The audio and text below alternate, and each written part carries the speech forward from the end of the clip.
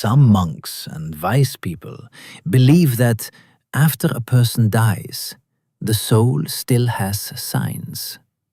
They say the soul after death shows 10 kinds of signs. Why do these good monks and wise people believe this? What reasons do they have for saying the soul after death has 10 kinds of signs? People say many different things about the soul. Here are the ideas. Some say the soul has a body flash form, is permanent, and has signs after death. Some say the soul has no body form, is permanent, and has signs after death. Some say the soul sometimes has form and sometimes does not, is permanent, and has signs after death. Some say the soul has neither form nor formlessness, is permanent, and has signs after death. About limits of the soul. Some say the soul has an end, a limit. Some say the soul has no end.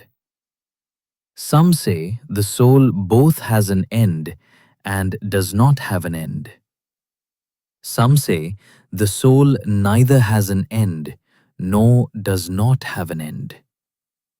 About the soul's signs or qualities. Some say the soul has one single sign. Some say the soul has many signs. Some say the soul has very tiny signs. Some say the soul has signs without any limit. About the soul's feeling. Some say the soul has unmeasurable happiness. Some say the soul has unmeasurable suffering. Some say the soul has both happiness and suffering. Some say the soul has neither happiness nor suffering. They also say this soul is permanent and has signs even after death. Monks. Some monks and wise people believe there are signs after death. They explain the soul after death in 16 different ways. If any monk or wise person believes there are signs after death and talks about a soul with signs after death, they speak using these 16 ideas, either all of them or one of them. They do not speak outside these 16. The Tathagatha, the Blessed One, the Gotama Buddha, knows this. These people hold these views, make these decisions, have these habits, and will be reborn in these ways.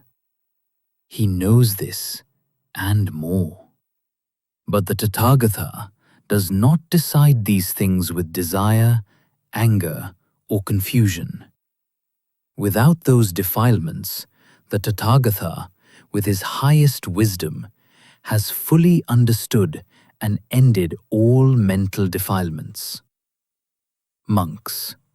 The Tathagatha understands how feelings arise, how they end, how they are experienced, what results they bring, and what Nibbana is.